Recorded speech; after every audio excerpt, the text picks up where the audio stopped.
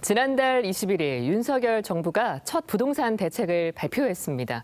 세제 혜택 개편, 대출 규제 완화 등 기존의 부동산 정책에서 여러 변화가 있었는데요. 서민들의 주거 부담을 덜겠다는 새 정부의 목표, 과연 이번에 실현될 수 있을까요? 오늘 두 분 모시고 이 이야기 집중적으로 나눠보겠습니다. 먼저 동의대학교 부동산대학원의 강정규 원장 나오셨습니다. 안녕하세요. 네, 안녕하십니까. 네, 그리고 부동산 서베이의 이영료 대표 함께합니다. 안녕하세요. 안녕하십니까. 네. 최근 물가 상승에 금리 인상까지 여러 가지 요인이 겹치면서 부동산 시장도 다소 얼어붙은 그런 모양새예요. 거래 절벽이다. 이런 표현들도 지금 나오고 있고 말이죠. 최근에 부동산 시장 어떻게 보고 계신지 먼저 분석 부탁드릴게요. 네, 지금 부산에 이제 그 4월달 이제 주택 거래량이 이제 발표가 되는데요. 가장 최근 데이터라고 할 수가 있는데 전체적으로 봤을 때 이제 3,632건이 이제 거래가 돼서 이제 1월달보다는 이제 거래가 이제 조금씩 회복이 되고는 있지만 이제 부산 전체 이제 평균보다는 여전히 한 1,000건 정도가 부족하다라고 볼 수가 있습니다. 그래서 지금 기존의 이제 빌라라든지 이제 다세대 주택과 같은 이제 이러한 이제 주택들은 정상적인 수준까지 이제 거래가 늘어나는데 네. 아파트에서 거래가 이제 한 1,000건 정도가 부족한 상황입니다. 그래서 지금 이제 아파트 같은 경우에도 한 2,200건 정도가 이제 거래가 됐는데 이러한 부분도 이제 뭐 거래 침체기 때 나타나는 거래량 수준이라고 이제 볼 수가 있을 것 같고요. 그리고 이제 한국부동산원에서 이제 발표하는 이제 5월달에 부산의 이제 매매 변동률 같은 경우에도 전체적으로 변동률 제로를 이제 기록을 했기 때문에 시장은 이제 좀 이제 이 관망세를 보이고 있지만 이제 지역별로 보면은 이제 뭐 강서구라든지 이제 남구, 뭐 수영구, 연제구 같은 경우에는 지금 일단은 이제 최근 들어서는 마이너스를 기록을 하고 있는 상황입니다. 네, 거래가 감소세로 접어드는 가운데 이제 이런 상황에서 윤석열 정부가 첫 번째 부동산 정책을 발표를 했습니다. 임대차 시장 안정 방안, 그리고 대출 규제 완화, 세제 혜택 개편 같은 여러 방안들이 나왔는데 서민들의 주거 안정을 목표로 볼 때 이번 대책은 몇 점 정도 주실지 사실 궁금하거든요. 원장님부터. 예, 먼저 현 정부가 5월 달에 취임이 된 이후에 이제 한 달 좀 넘게 첫 번째 대책이 나왔는데요. 뭐 우리 학생들의 시험 점수로 평가를 해보면은 아직까지 시험만 봤지 교수님이 채점을 하지 않은 상태이기 때문에 점수 평가를 몇 점이다라고 하기는 좀 어려울 것으로 생각이 들고 있습니다. 네. 다만 지금 이번에 첫 번째 대책을 봤을 때 학생 성적과 비교해 보면은 아주 열심히 A+를 받으려고 노력하는 모습보다는 C 이하 또는 F를 맞지 않기 위한 아주 일부만의 정성을 좀 들였다라는 느낌이 들고 있습니다. 그 이유는 여러 가지 지방 지역 같은 경우에 경기 침체에다가 특히 극심한 거래 침체 현상이 일어나고 있는 상황인데 세금은 전 정부에서 상당히 높게 올라가져 있고요. 시장 자체가 상당히 비정상화인 모습을 띠고 있는데도 불구하고 바로 정상화 모습을 돌리기 위한 대책이 발표되진 않았다. 그래서 학생들과 비교해 보면은 A+를 받기 위한 것보다는 F는 받지 말자라는 그런 사항의 평가에 대한 그런 대책이라고 볼 수 있습니다. 네. 특히 무주택자와 그리고 전세난의 여러 가지 어려움을 좀 헤쳐나가기 위한 그런 대책들이 마련되었다라고 보여지고 있고요. 실수요자들, 무주택자들 그리고 전세난을 좀 헤쳐나가기 위한 이러한 대책들이 만들어졌기 때문에 딱히 점수가 몇 점이다라고 하는 것은 이번 대책의 효과가 어느 정도 좀 지속된 이후에 평가할 수 있지 않겠나 생각을 하고 있습니다. 아직 평가는 이루고 굳이 말하자면 공격적인 대책보다는 좀 방어적인 성격의 그렇습니다. 그런 대책들이 네. 나왔다고 네. 평가를 하시네요. 어떻게 보세요? 네, 몇 점이나? 저는 이 점수적인 부분에서 이제 본다라고 하면은 네. 한 80점 정도로 뭐 긍정적으로 이렇게 평가할 수 있을 것 같습니다. 아무래도 지금 이제 시장 분위기 자체가 이제 변곡점을 맞이한 상황이고 지역별로도 보면은 이제 약세를 보이고 있는 지역들이 나타나고 있는데요. 이러한 과정에서 이러한 타이밍을 놓쳐버리면 결국은 시장이 더 많이 하락한 상황에서 이제 또 다시 이제 시장을 부양을 하기 위한 대책들이 나올 수밖에 없는데 그렇게 됐을 경우에는 상당히 다시 타이밍이 늦어지게 됩니다. 네. 그래서 물론 이제 이전 이제 정권에서 이제 당선되기 이전부터 해서 이제 공약으로 나온 거기는 하지만 지금 시장 상황과 이렇게 비교를 해본다라고 하면은 지금 적절한 수준에서 이제 규제 완화에 대한 부분이 좀 시장에서는 선제적인 대응을 하고 있다 이렇게 이제 평가를 할 수 있을 것 같습니다. 네. 그래서 이제 이번에 발표된 내용 중에서 가장 이제 핵심이라고 이제 할 수 있는 부분이 이 8월 달에 이제 만기가 이제 돌아오는, 그러니까 이제 그 2년 전에 이제 전세 계약갱신 청구권을 통해서 전세 연장을 한 이제 세대들이 만기가 돌아오기 때문에 이러한 부분들이 이제 다시 이제 시장의 불안을 가중을 할 수 있는 요소였는데, 네. 이러한 부분도 이제 선제적으로 지금 대응을 하고 있다라는 부분이 좀 긍정적으로 보여집니다. 상당히 선제적인 방식의 네. 대책으로 좋은 점수를 주셨어요. 말씀하신 대로 임대차 시장 안정화 방안이 이번 대책 가운데 눈에 띄는 부분입니다. 그래서 상생 임대인 제도라는 이름으로 임차인을 위해서는 금융 혜택을 좀 강화하고 임대인을 위해서도 어떤 혜택을 추가로 내놨는데 지금 어떤 내용이 담겼습니까? 예, 이번 대책의 큰 핵심 중에 하나가 바로 8월 달에 큰 좀 어려움이 가중될 수 있을 것으로 생각되는 그 임대차 시장의 불안 요소입니다. 이것을 해소하기 위해서 정부가 임대차 시장 안정 방안이라고 하는 것을 첫 번째 내놨는데요. 네. 일단 안정화시키기 위해 방안으로는 몇 가지 중에 첫 번째가 그 시중에 전세 물건을 좀 많이 내놓아야 된다. 그런 차원에서 상생 임대인이라는 표현을 다시 한번 그 정부가 쓰기 시작을 했습니다. 네. 직전 계약 대비 임대료를 5% 이내로 인상한 신규 또는 갱신한 그 계약을 체결한 임대인을 우리가 상생 임대인이라고 하는데요. 이분들에 대해서는 지금 몇 가지 세제 혜택을 드릴 예정입니다. 예를 들자면 조정 대상 지역 1세대 1주택자 중에서 양도소득세 비과세 여건을 2년 거주 요건을 좀 면제해 주겠다. 그리고 역시 세제 혜택 차원에서 1세대 1주택자의 장기 보유 특별 공제 적용을 위한 그 거주 요건을 2년을 하기로 돼 있었는데 이것을 면제시켜 주겠다라는 내용이 포함됐습니다. 네. 이렇듯 일단은 그 거주 요건을 완화함으로 인해서 시중에 물건이 많이 나오고 그 나온 물건을 그 임차인들이 전세로 계약할 수 있도록 하는 그런 방안이 만들어졌고요. 또 한 가지는 직접적인 지원입니다. 그 무주택자분들이 전세를 사는데 그 전세로 옮겨갈 때 분명히 8월 달에 우리 지역도 마찬가지지만 전세난이 일부 나타날 수 있을 것으로 보여지는데 네. 그 전세난의 대표적인 것이 전세 가격이 상당히 많이 뛸 것으로 예상을 하고 있는데 우리 서민분들 입장에서는 목돈을 구할 수가 없습니다. 그 어려운 가중되는 그 서민들, 전세 서민들을 위해서 전세 대출을 이번에 좀 많이 늘려주겠다라고 해서 우리 지역에서도 지금 보증금과 대출 한도를 좀 대폭 늘렸다라고 볼 수 있을 것 같고요. 그다음에 세 번째 그 임차인을 위한 그 전세 안정화 방안에는 그 월세나 임차 보증금에 대한 원리금 상환액에 대한 것들을 세 공제 에서 연말 정산 때 세제 혜택을 주겠다라는 내용이 됐습니다. 그래서 임대인과 임차인 모두에게 8월 달에 닥칠 전세 불안을 좀 해소시키기 위한 대책이 이번에 첫 번째로 발표가 됐다라고 보시면 되겠습니다. 네. 그런데 이 제도를 두고 실효성에 대한 논란이 좀 있는 것 같아요. 일각에서는 어느 정도는 효과는 있을 것이다라는 목소리도 있는 반면에 또 한쪽에서는 다주택자들이 전세 매물을 내놔야 되는데 이 정도로 움직이겠냐 이런 목소리, 그리고 오히려 무주택자들의 갭 투자만 나오게 할 것이다 이런 우려들도 나오거든요. 어느 쪽이세요? 네. 일단은 갭 투자적인 부분은 뭐 늘어날 수는 있겠지만 뭐 시장에 영향을 미칠 정도로 그렇게 크지는 않을 걸로 이제 또 보여지고요.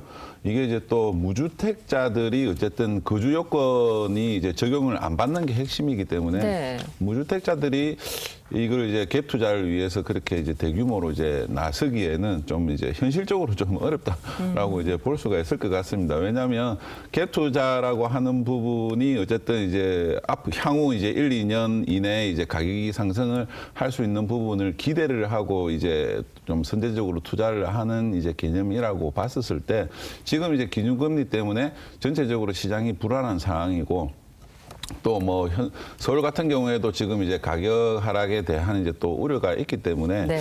갭 투자가 그렇게 이제 늘어나지는 않을 것 같습니다. 오히려 뭐 이 부분 때문에 이제 무주택자들이 집을 마련한다라고 하는 점은 오히려 지금 상황에서는 시장이 더 좋을 수가 이제 있다라고 이제 보여지고요. 네. 그리고 이제 뭐 혜택적인 측면에서 봤을 때는 이제 다주택자들에 대한 그 이제 그 거주 요건을 이제 면제를 해주는 거는 제가 보기에는 좀 상당히 좀 크다라고 이제 보여집니다. 그래서 실질적으로 이제 임차인들을 보호를 하기 위한 이제 대책으로 내놓기는 했지만 그 혜택은 이제 다주택자한테 이렇게 돌아간다고 지는데요.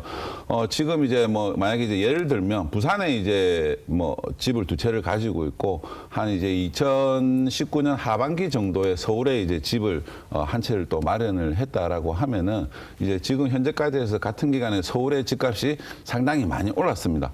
그런데 부산에 거주를 못 하고 있기 때문에 네. 이제 이제 비과세 요건을 받으려고 하면은 뭐 서울이라든지 부산에 있는 다른 주택 한 채를 팔고 있는 집을 이제 비과세를 받는 게 가장 좋은 방법이었는데 이 대책 때문에 부산에 있는 2채를 이렇게 이제 먼저 매도하고 서울에 있는 집을 비과세를 받는 게 양도소득세를 절약을 하는 데는 더 효과적이라고 볼 수가 있습니다. 그래서 이번 내용 때문에 다주택자들에 대한 선택의 폭을 상당히 넓혀졌다. 그렇게 이제 볼 수 있을 것 같습니다. 긍정적으로 보시네요. 예.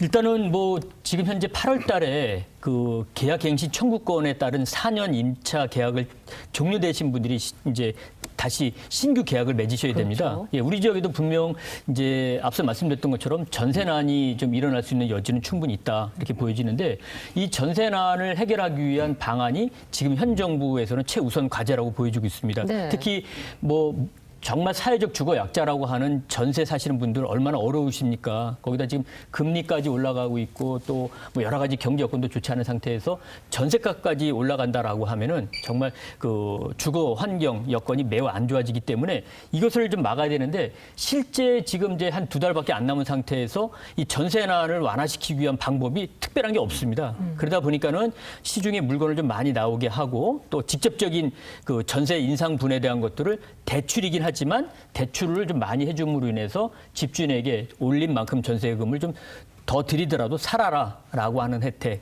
그다음에 지금 뭐 월세 시대라고 해서 지금 전세가 줄고 월세가 급격히 늘어나고 있는데 이 월세 사신 분들에 대한 여러 가지 연말 정산에 대한 혜택 이렇게 단기적인 것들을 8월 달 안에 실행을 해서 일단 큰 불부터 좀 잠재우자라고 하는 것이 정부의 의지라고 보여지고 있고요. 네. 중장기적으로는 임대주택을 공급하기 위한 노력들도 이번 대책이 발표가 됐습니다. 그래서 선진국 수준보다는 아직까지 상당히 미흡한 임대주택에 대한 비율을 좀 장기적으로 늘리려 하는데 다시 한번 말씀드리면 8월 달까지 내놓을 만한 대책이 그리 많지 않은 상태에서는 한 3가지 정도의 대책을 내놓은 것들은 아마 어느 정도 효과를 8월 달에 전세난을 완화시키기 위한 데 효과가 있지 않겠나 이렇게 생각을 하고 있습니다. 네. 근데 사실은 윤석열 대통령의 당선 이전에는 뭐 임대차 3법도 크게 손보고 네. 이제 크게 부동산 대책의 방향을 바꿀 걸로 이제 예상을 주는 그런 것들이 많았는데 실제로 첫 번째 대책에는 그런 내용들은 좀 최소화되고 다소간의 손질하는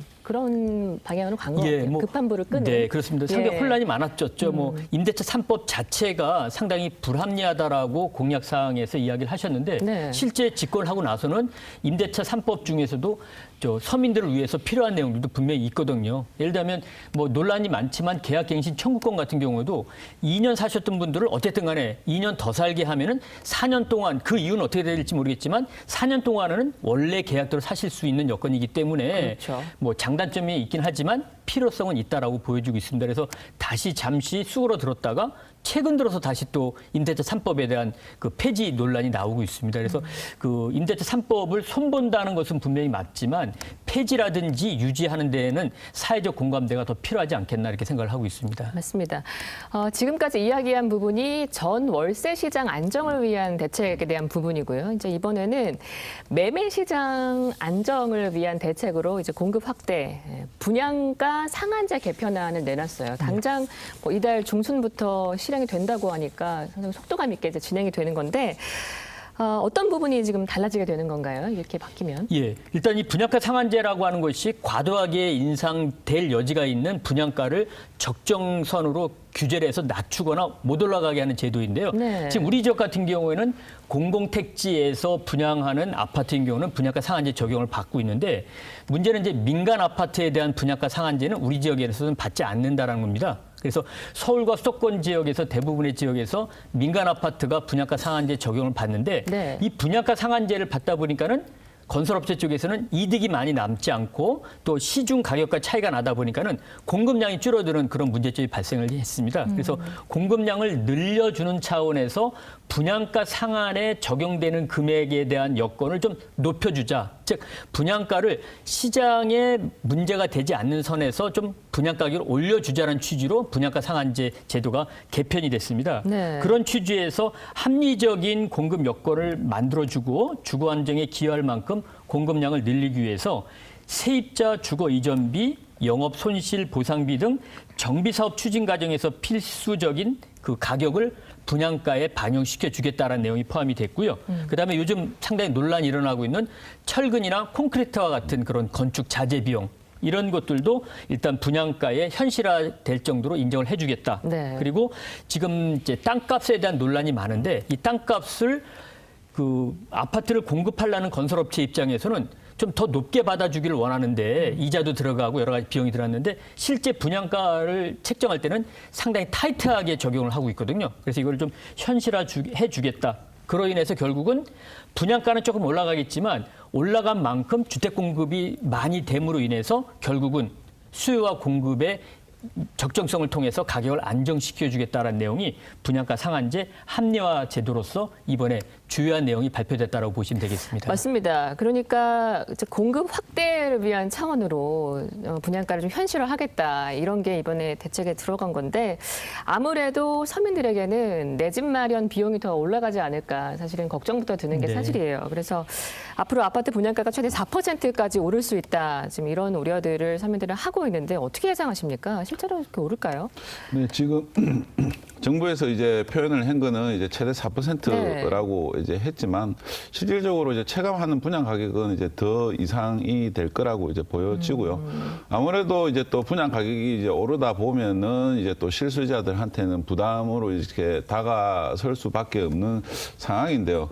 지금 이제 주변 아파트하고 이렇게 이제 시세적인 측면에서 비교를 이제 해보면은 좀 이제 분양 가격이 아직까지는 좀 낮게 공급이 되는 측면이 있습니다. 네. 물론 이제 이전 정부에서 계속 이러한 분양 가격을 이제 억제를 한 부분도 있는데 사실 이러한 부분 때문에 이제 또 부작용이 나타나는 점이 뭐냐라고 하면은 시장이 이렇게 이제 너무 또 이제 과열로 이렇게 이제 진입이 이제 될 수가 있고 오히려 그러한 이제 낮은 분양 가격 때문에 또 로또 아파트가 발생이 되고 또 이 아파트에 당첨이 된 사람은 이제 기분이 좋은데 또 떨어진 사람은 뭐 더 허탈해질 수 있는 또 부분도 있거든요. 그래서 여러 가지 이렇게 이제 방안들이나 이렇게 이제 시장에 미치는 영향들을 이제 살펴보면은 어쨌든 이 분양 가격이라고 하는 거는 주변 시세하고 비교를 해서 조금 이제 낮은 정도 수준의 이제 분양이 된다라고 하면은 네. 당첨자에게도 적절한 수준에서 내 집 마련을 할 수 있는 기회가 되는 거기 때문에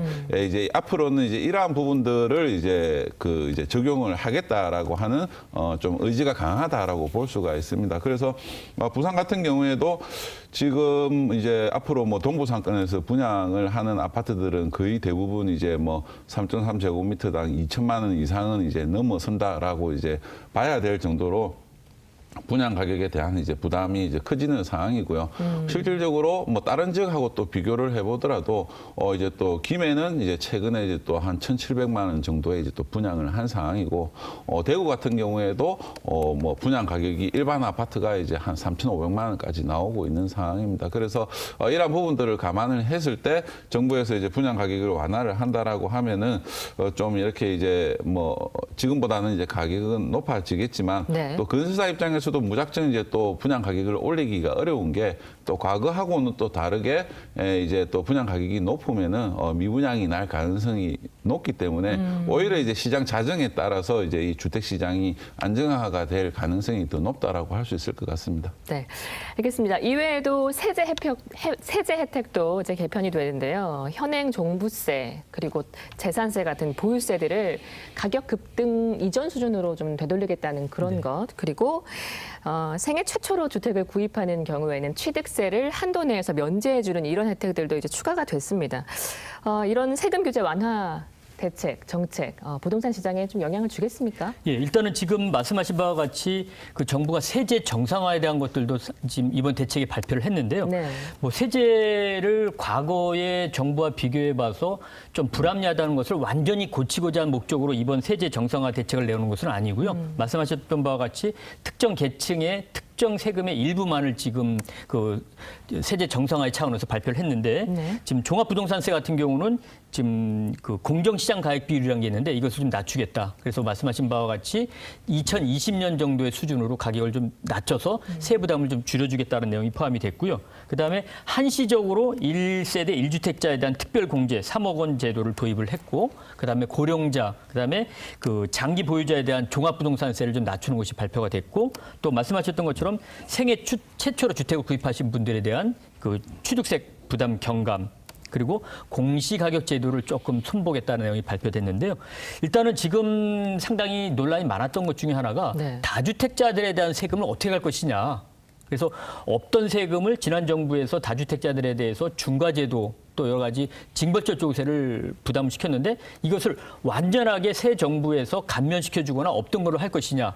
에 대한 논란인데 네. 이번 대책에는 그것은 안 나왔어요, 사실상. 그래서 일부 다주택자들에 대한 그 공시가격 조정을 통해서 경감은 있는데 실제 시장에 영향을 많이 줄 만큼 그렇게 큰 비중은 아니다. 예를 들자면 지금 우리 부산 같은 경우에 10가구 중에 6가구가 자기 집을 갖고 계시는데 네. 한 채 이상 갖고 계시는데 6개의 집을 갖고 계신 분들 중에서 2가구가 다주택자이십니다. 2채 이상을 갖고 계세요.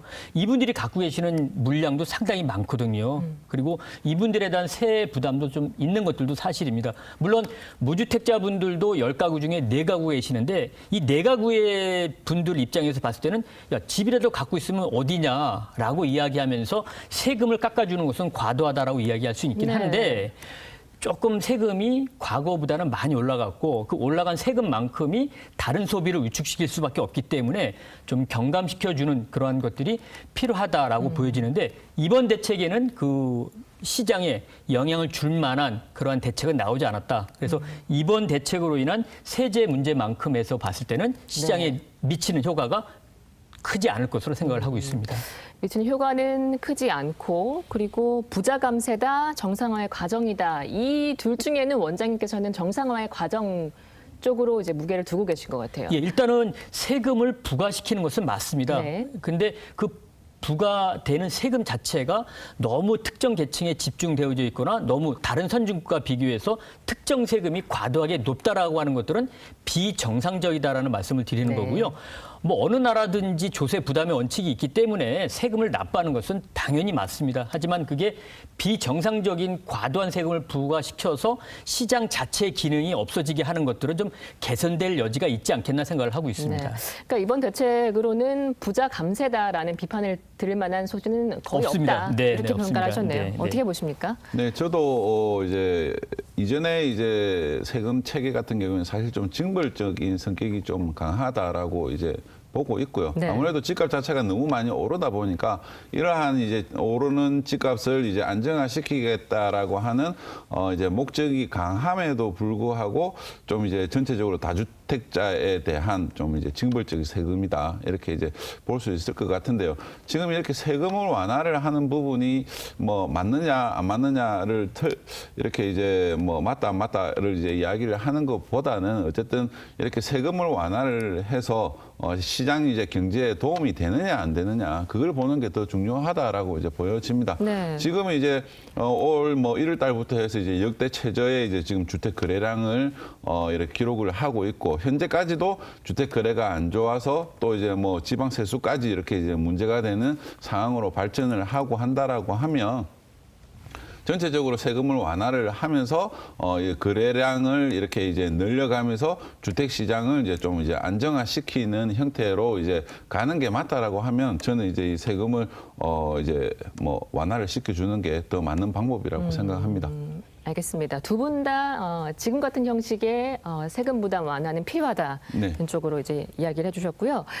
또 하나의 중요한 축은 이제 대출 규제에 대한 부분인데 주로 서민이나 실수요자에 대한 대출 규제는 좀 완화되는 쪽으로 가는 것 같아요. 그래서 생애 최초 주택 구입자 같은 경우에는 주택담보대출 비율을 최대 80%까지 완화하겠다. 이렇게 해서 그러니까 집값의 80%는 대출 받아서 살 수 있도록 이렇게 되는 거 아니겠습니까?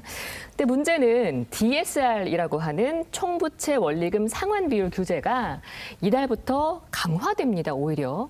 그래서 소득이 낮으면 그만큼 대출이 어려워지는 이제 그런 상황이 되는 거죠. 그래서 물론 뭐 금리가 계속 오르니까 가계대출 관리가 좀 중요한 상황이긴 한데 결국에는 고소득자만 수혜를 보는 거 아니냐 또 이런 이야기가 나오더라고요. 이 부분에 대해서는 어떻게 생각하시는지 궁금합니다. 먼저 네. 네. 일단은 지금 대출 규제를 일부 완화한 목적 중에 하나는 네. 소득이 낮으신 분들이 집을 사고 싶어도 대출이 안 되다 보니까는 그분들은 충분하게 원리금을 상환해 나갈 수 있는 능력이 있는데도 불구하고 대출 자체를 막아버리니까 집을 못 사는 그런 부작용이 발생이 됐고요. 네. 특히 2030 세대를 비롯한 청장년층에서 이러한 문제가 더 심각하게 부각이 됐었습니다. 그런 차원에서 무주택자가 집을 사기 위한 목적으로서 DSR 과 그다음에 LTV를 좀 완화를 했는데요. 이 지금 말씀하셨던 DSR 문제는 소득이 많으면은 대출이 LTV가 늘어난 만큼 늘어나는데 소득이 줄거나 없으면은 아무리 LTV를 늘려놔도 대출이 많이 안 되는 문제가 있습니다. 네. 이런 것들을 방지하기 위해서 지금 현 정부에서는 청년 세대들과 장년층 세대들에 대해서는 미래에 내가 소득이 생길 것이다라고 하는 것을 입증하게 되면 DSR을 완화시켜주겠다는 내용이 일부가 발표가 됐습니다. 그래서 지금 현재 금리 인상에 따른 부담감과 어려움이 더 큰 문제이지 네. 무주택자분들이 집을 사기 위한 목적으로 돈을 빌리는 데는 특히 무주택자 입장에서는 큰 어려움이 없어질 것으로 그렇게 생각을 좀 하고 있습니다. 그래서 전체적으로 아직까지는 그 다주택자라든지 또는 일부 고소득자들에 대한 그 대출 규제 효과보다는 무주택자분들이 새 집을 사기 위한 그러한 대출 규제 효과가 더 크게 나타났다. 다만 아무리 돈을 많이 빌려준다 하더라도 금리가 지금 앞으로 2, 3년간 고금리가 유지될 것으로 보이고 있기 때문에 네. 이러한 것들을 감안을 해서 대출을 받을 것이냐 안 받을 것이냐를 고민을 하셔야지 대출이 안 된다라고 집을 사는 것을 포기하는 것은 현재 앞으로 나올 제도 입장에서 봤을 때는 조금 맞지 않다. 그래서 적극적인 대출을 하되 금리 인상에 대한 것들을 각자 어떻게 대처할 것이냐에 대한 준비가 필요한 이후에 대출을 받는 것들이 필요하지 않나 생각을 하고 있습니다. 맞는 말씀입니다. 어떻게 보세요? 네, 일단 뭐 고소득자에 대한 이제 뭐 혜택이 크다라고 보는 거는 저는 좀 아닌 걸로 좀 이제 생각이 들고요. 왜냐라고 하면은 어쨌든 이게 이제 기존에 뭐 과거에 이제 금융위기 이전에는 부동산 담보를 이제 중심으로 해서 이렇게 대출이 이루어졌는데 네. 그러다 보니까 이제 결국 미국에서 이제 그 금융위기가 이제 발생을 하게 됐고 그에 따라서 지금 이제 바뀐 이제 이 대출 기준이 지금 소득 기준으로 바뀐 거라고 이제 보여지거든요.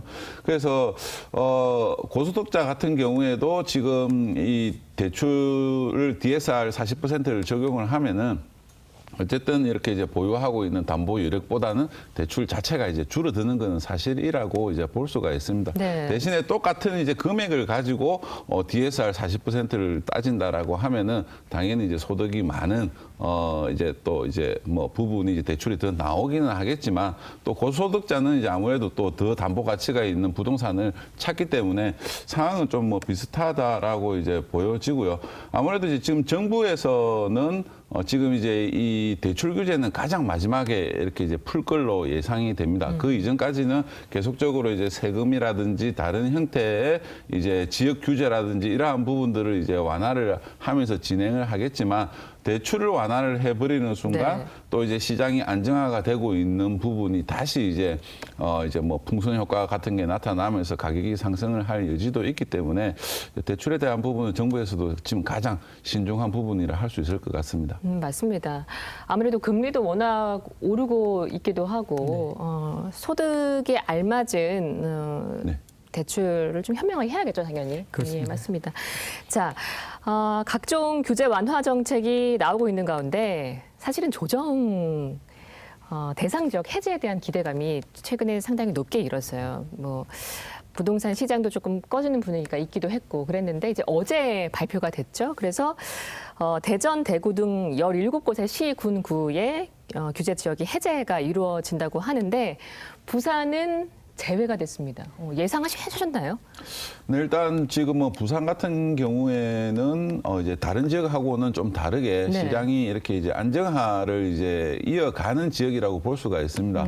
대구라든지 이제 대전 같은 경우에는 계속적인 이렇게 이제 마이너스가 작년 하반기부터 이제 나타났었기 때문에 실질적으로도 가격도 많이 떨어져서 요번에 이제 조정 대상 지역 해제 포함이 됐다라고 이제 보여진다라면은 네. 부산 같은 경우에는 이렇게 이제 현장에서는 지금 뭐 그래도 안 되고 실질적으로 안 좋기는 하지만 이제 정부에서 이제 발표하는 이제 주택 가격 통계상에서 아직까지 이제 5월에 이제 집값이 이 마이너스를 기록을 한 적이 한 번도 없었습니다. 그래서 이제 일부 지역이 이제 마이너스를 이제 기록을 하고 있기는 하지만 이 부분은 이제 집값이 너무 많이 이제 오르다 보니까 이렇게 이제 그 이제 기준금리 인상에 따라서 이제 조정에 이제 막 나타나는 이제 단계이기 때문에 정부에서는 굳이 이제 무리하게 이제 지금 뭐 부산 같이 이렇게 이제 분양도 잘 되고 청약 경쟁률도 이렇게 높은 지역에 규제를 완화를 했다가 다시 이제 뭐 이게 이제 집값이 올라서 규제를 다시 이제 적용을 하기에는 네. 한계가 있기 때문에 지금보다는 뭐 이제 12월 달이나 아마 이제 내년 상반기 정도로 이제 해제 시점을 이제 보고 있는 것 같습니다. 그래서 지금의 이제 시장 추세가 이제 계속 현재와 같이 이렇게 이제 진행이 된다라고 하면은 이렇게 이제 하락세가 좀 확산이 될 가능성이 높기 때문에 12월 정도가 되면은 좀 이제 많은 지역이 해제가 될 가능성은 있을 것 같습니다. 이 대표님도 아직까지는 부산 같은 경우에는 시기상조였다. 네. 규제를 해제하기에는 이렇게 보셨어요. 원장님께서. 네, 일단은 뭐 앞서도 말씀드렸지만 현 정부의 이 대책에 따른 점수 이야기를 네. 드렸는데요. 공격적이지 않다라는 모습이 이번 그 우리 조정 대상 지역 해제당 이제 배제에서도 나타났다라고 네네. 보여지고 있습니다. 뭐 당초에는 뭐 저는 계속 이제 해제 요건을 제가 모니터링을 해왔고 또 여러 이제 보고 기관에 보고도 드렸었는데 그 해제 요건의 3가지에 모두 충족되는 우리 부산의 14개 구군은 없었습니다. 3개를 모두 충족하는 경우는 없었군요. 숫자적인 차원에서의 해제에 해당되는 지역은 하나도 없었었습니다. 다만 6월 21일 날 발표된 대책에서도 일부 지역의 규제를 완화하겠다는 내용이 포함이 됐고 또 현 정부에서 계속 시장의 정상화를 이야기했을 때 워낙 이제 여러 가지 숫자적인 것들은 해제 요건에 해당되지 않지만 주택 거래량이 워낙 낮기 때문에 흔히 말하는 정치적 판단을 가지고 규제 완화를 좀 해줄 수 있지 않겠다는 차원에서 정성적인 판단에 의해서 우리 해당 지역에서 몇몇 군데 정도만이라도 규제 지역에서 해제되지 않겠나라고 기대를 했었고 네. 또 그것이 뭐 시장 정상화로 가는 길 해제에 따른 것들이 반드시 좋다 나쁘다를 떠나서 장점도 있고 단점도 있기 때문에 해제를 함으로 인해서 시장 정상화의 길로 갈 수 있지 않겠나.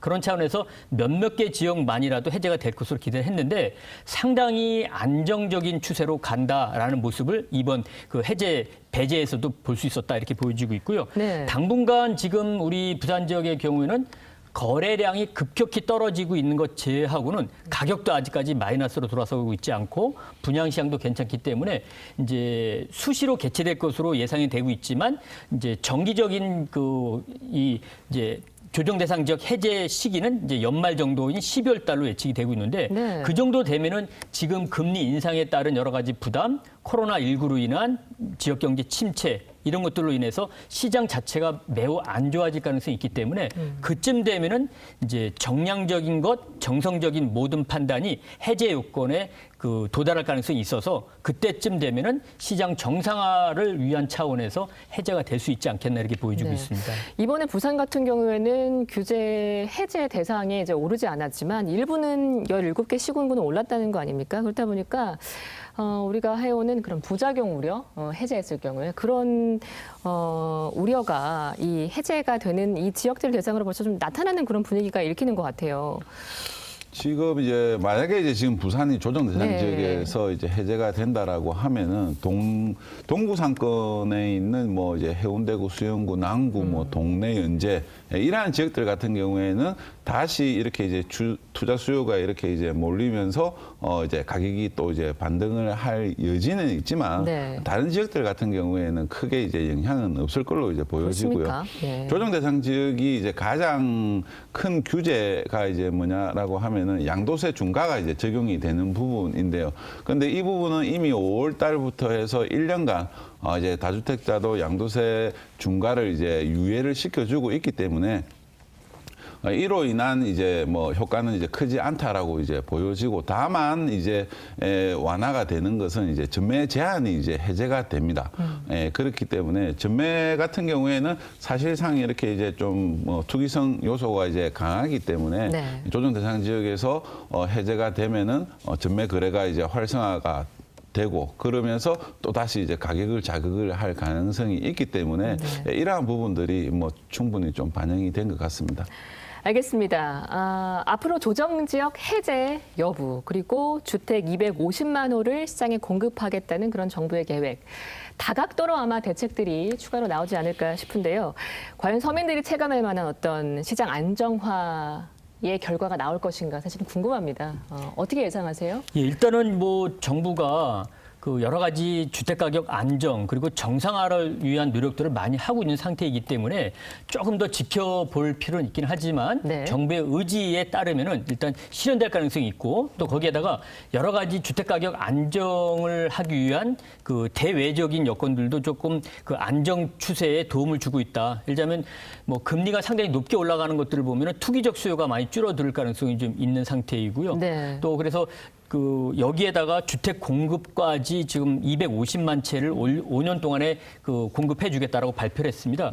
이 250만 채 정도라고 하면요, 우리나라 전국에서 아파트 기준으로 5년 동안 집을 안 지어줘도 될 물량이라고 보시면 되겠고, 이 정도 250만 채가 공급되게 되면은요, 선진국 수준인 주택 공급 양 자체가 맞춰지는 겁니다. 그래서 흔히 말하는 주택 보급률이 120% 정도에 도달할 가능성이 있는 물량이라고 보여지고 있기 때문에 네. 이 250만 채 계속 이야기를 하고 있는데 구체적인 방안이 아직까지 안 나오고 그렇죠. 있어요. 그래서 정부에서는 8월 말경에 250만 채를 어떻게 어느 지역에다 어떤 방법을 통해서 공급해 주겠다는 내용이 발표를 하겠다라고 이미 그 선언을 했기 때문에 그때쯤이 되면은 이 공급 확대를 통해서 주택 가격 안정, 그리고 무주택자분들이 이때쯤 되면 나도 집 한 채 가져갈 수 있겠구나라는 희망이 좀 보이지 않겠나라는 차원이고요.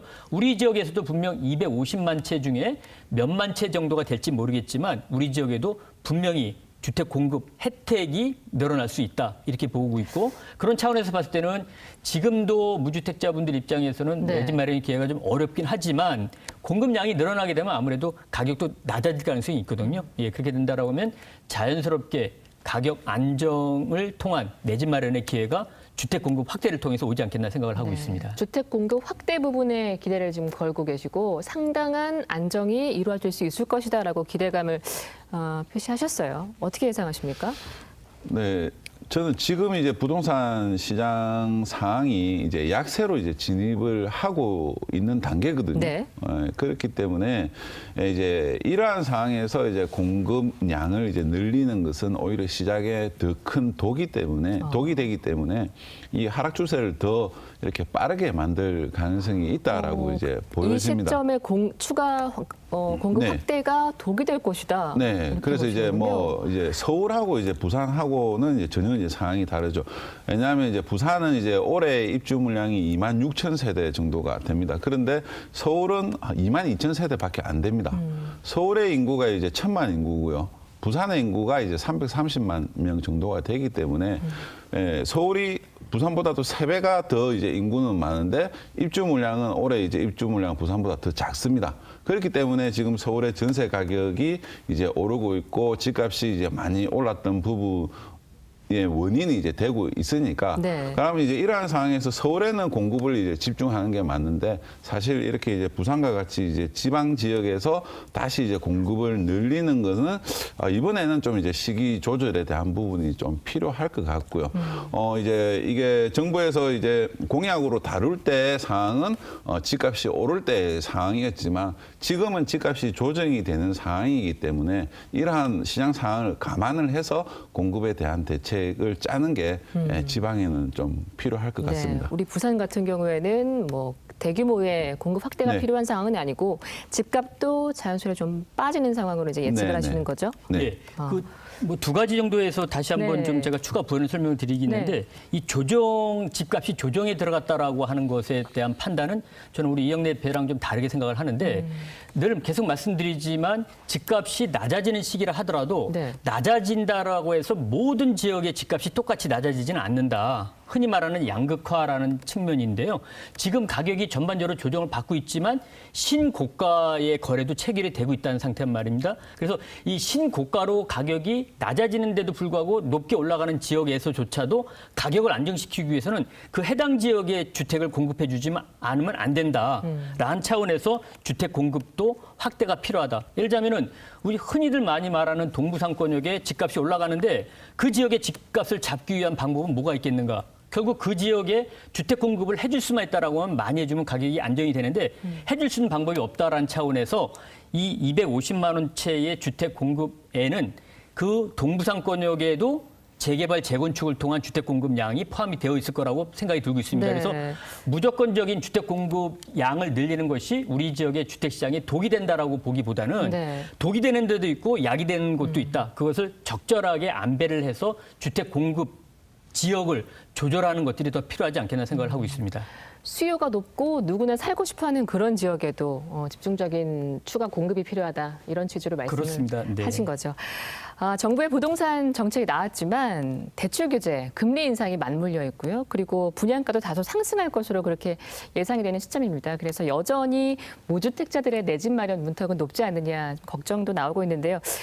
아직 집을 못 사신 그런 우리 시민들 같은 경우에는 좀 어떤 전략이 필요할까요?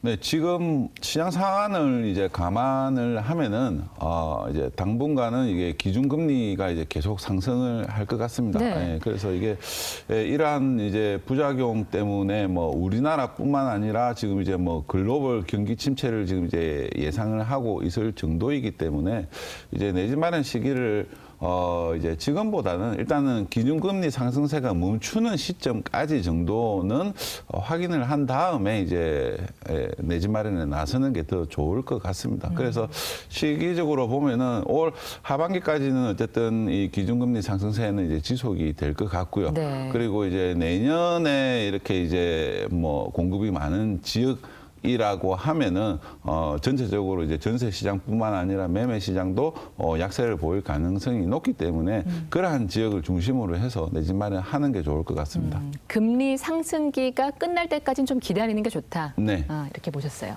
예, 저는 뭐 특정 금리 인상 여부를 염두에 두고 내 집 마련 시기를 무작정 뒤로 미루거나 또는 좀 지금 당장 사라라고 판단하기보다는 본인이 사고자 하는 주택의 위치, 그다음에 그 주변 지역의 여러 가지 여건 같은 것들을 봐야 된다라고 생각이 들고 있습니다.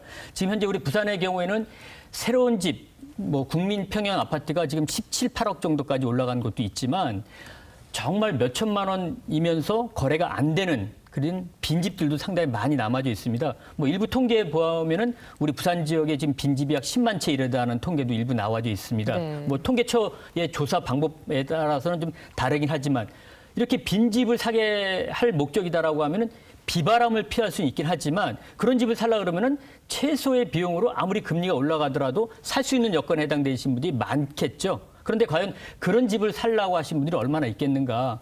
이왕 집을 사게 되면은 남들이 보서라도 가격이 올라갈 만한 지역, 우리 아이들 키우기 좋을 만한 지역, 그리고 당신 어디 삽니까? 라고 물어보면은 이 지역에 삽니다라고 말하고 싶은 지역에 집을 사고자 하신 분들이 많을 거라고 생각이 들고 있습니다. 그렇죠. 이분들이 살 만한 집은 가격이 생각보다 떨어지지 않을 가능성도 있다. 그래서 결국은 정말 내가 편안하게 거주할 만한 집을 싸게 사시려고 하신 분들은 금리 인상 시기로 인해서 주택 가격이 좀 하향 안정화될 가능성이 있기 때문에 구입 시기를 좀 뒤로 미루시는 것은 당연히 맞다라고 보여지지만 좋은 곳에 거주도 하고 투자 목적으로도 집을 사시겠다라고 하신 분들은 금리 인상에 따른 다소간의 조정은 있지만 생각보다 가격이 많이 떨어지지는 않을 것이다. 그런 분들의 경우에는 금리 인상에 따른 부담감과 원리금에 대한 상환 능력만 있다라고 하면은 굳이 내 집 마련 시기를 뒤로 미룰 필요는 없다. 그래서 결국은 내 집 마련에 대한 전략을 두 가지로 나눠서 좀 네. 살펴볼 필요가 있다. 그래서 지금 바로 사야 할 분들, 사지 말고 조금 기다려야 할 분들, 그리고 지금 사야 할 내 집, 그리고 조금 기다렸다 사야 할 내 집, 이렇게 전략을 좀 다각적으로 좀 짜야 되지 않겠나 생각을 하고 있습니다. 맞습니다. 부동산 정책의 실패가 우리 서민들에게 얼마나 고통을 주는지 우리가 여실히 느껴왔지 않습니까? 그래서 새 정부의 부동산 대책 꼭 효과를 발휘했으면 하는 바람인데 마지막으로 정부와 실수요자들에게 한 말씀씩 듣는 것으로 이 시간 마무리해야겠네요. 대표님부터.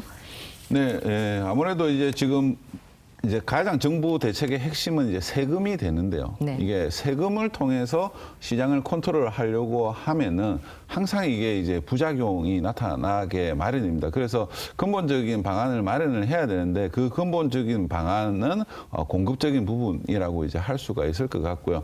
항상 이제 부산 지역에 필요한 적정 공급량을 정해놓고 그거에 따라서 초과가 된다라고 하면은 이제 또 부산시에서 이렇게 이제 조절을 할 수 있는 그러한 방안이 좀 필요할 것 같습니다. 예, 시장을 비정상화되는 시장을 정상화로 돌리는 그러한 목적들이 달성이 돼야 한다고 생각을 하고 있습니다. 지금 비정상적인 모습을 보면은 주택 거래량이 사상 최저로 떨어질 가능성이 있고 또 전세난은 하반기에 가중될 가능성이 있습니다. 그래서 이 비정상적인 시장의 모습을 좀 돌리는 그러한 그 거래량을 회복시키는 모습들이 정부의 큰 정책의 그 방편으로서 마련돼야 할 것으로 생각을 하고 있고요. 또 주택 가격은 올라가지 않더라도 물가 상승률에 준한 정도의 그 기능은 해줘야지만 시장이 정상화로 흘러갈 수 있을 것으로 보여지고 있습니다. 이래야지만 이 부동산이라고 하는 것을 통해서 우리 지역에도 경제도 도움이 되고 가게에도 어려움이 가중되지 않는 그런 모습이 나타나지 않겠나 생각을 하고 있습니다. 물가 상승에 금리 인상까지 내 집 마련의 문턱은 더욱더 높아지고 전셋집 마련마저 부담이 되는 상황입니다. 복합적인 요인이 겹친 만큼 한 번에 주택시장을 안정화시킬 수는 없겠지만 이마저도 정부가 풀어내야 하는 과제겠죠. 서민들의 주거 부담을 덜겠다는 목표에 주안점을 두고 최선의 노력을 기울여주길 당부드리겠습니다. 오늘 수고해주신 두 분께 진심으로 감사를 드리고요. K토크 부산 여기서 마치겠습니다. 시청해주신 여러분 고맙습니다.